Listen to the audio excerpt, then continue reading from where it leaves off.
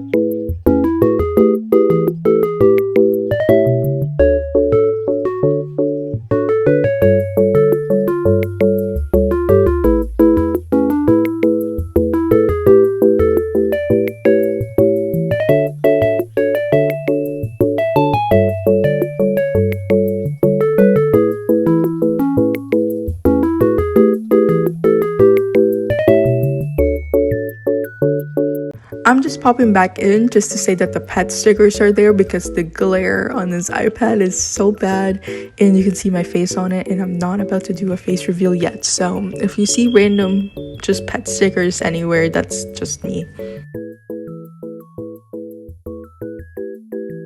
Anyways, this is the final sketch. It's a bit messy, but it low-key works. As long as I can see what's there, I can do it.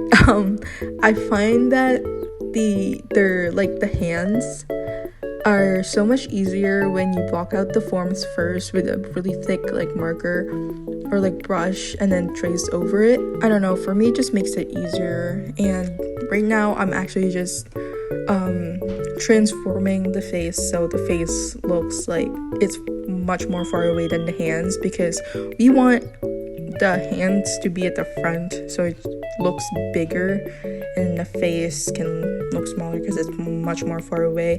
I guess that's how I learned how perspective works, and that's like the most basic of perspective. Far away goes small, and then, you know, closer it is, the more bigger it is. But yeah, enough yapping. I'm just gonna do the liner and then get back to you later.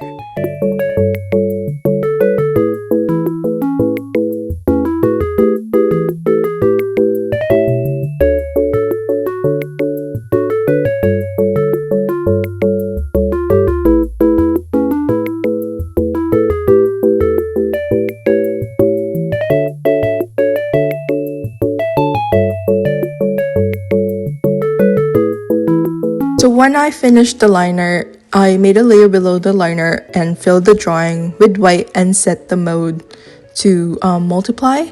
And I generally did not know how to do the grayscale method and watch Mark Brunette's tutorial.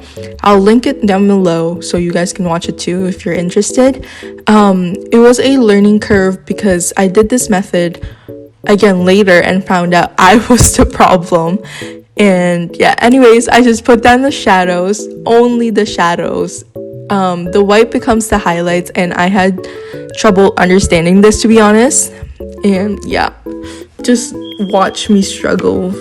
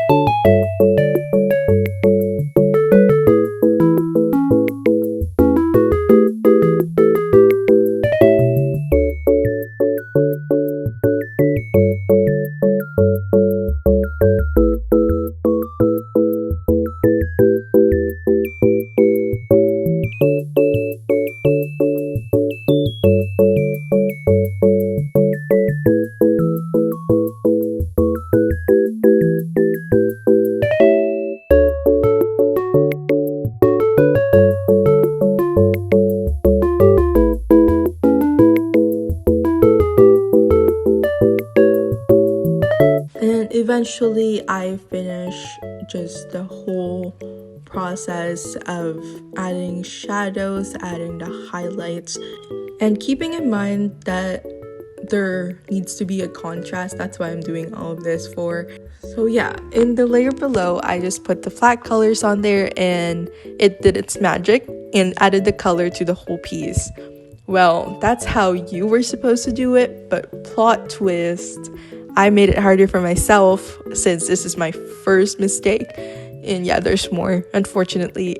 And my first mistake was not turning the black and white layer into the multiply layer like I said earlier.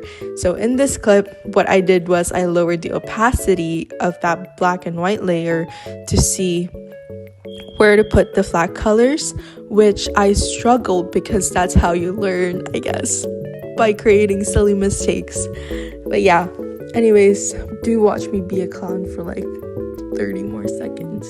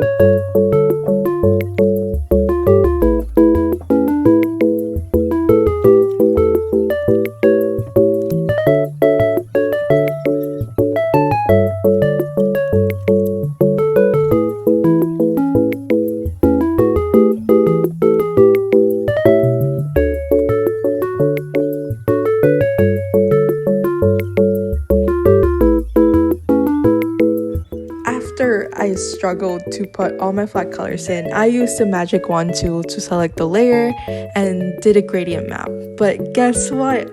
Another mistake was made. Since I usually don't do gradient maps, I'm unfamiliar how things work.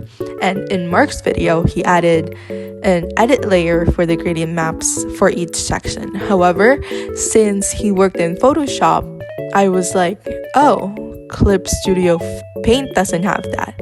So I merged all my layers. I made a copy first, of course, and then did the gradient maps that way. Then I did another piece using the grayscale method, which I genuinely don't like as much, and found out that you can actually add an editing layer, then gradient maps on CSP just like Photoshop. But the more you know, right? At this point, everything was rage baiting me because the selection tool doesn't work either. So it would select everything, so I would manually erase those selections, and then the gradient map was also rage baiting me because I didn't know how it worked. Third mistake right here. I should have genuinely researched about them first. But yeah, that's in the past now. I should do a video where I explore the layer modes and tonal corrections because I feel like it would elevate my art more, reaching my goal. But you know what I mean? So by the end, this is what's looking like a little decent. But when I changed the background, that's when it really looked different. I added like a vignette effect to the outer areas so your eyes would focus on the face and this star band, and it turned out pretty good. I also added some splatters because you know Lohan. If you know, you know.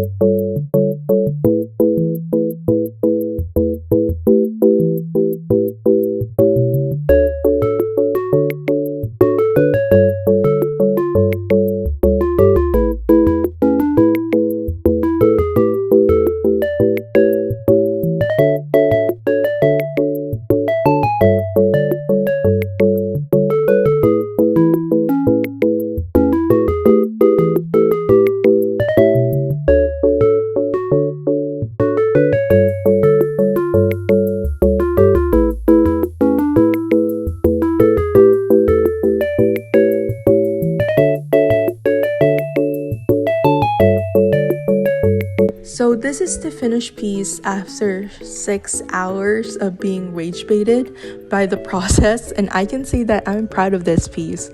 It's currently my lock screen wallpaper because I'm genuinely so proud of it. Like, I'm not kidding, guys. Look. And yeah, thank you guys so much for watching or listening to me struggle for a good 17 minutes and more. And I just want to shamelessly plug my Instagram. I'm doing a Draw This in Your Style challenge, and this is for reaching 1K followers over on Instagram, and I'm truly so grateful about everything. If you guys want to join, head over to my Instagram for the rules and prices. And the prices includes a drawing from me, and the first prize winner gets a surprise prize. I'll show you it right here. Comment down below what your guesses are for this prize. Oh, and we recently hit 300 subscribers, and I couldn't be more thankful for everyone here at YouTube too, and maybe I'll do a giveaway when we reach a certain milestone. Anyways, thank you guys so much for watching, and see you next time. Bye!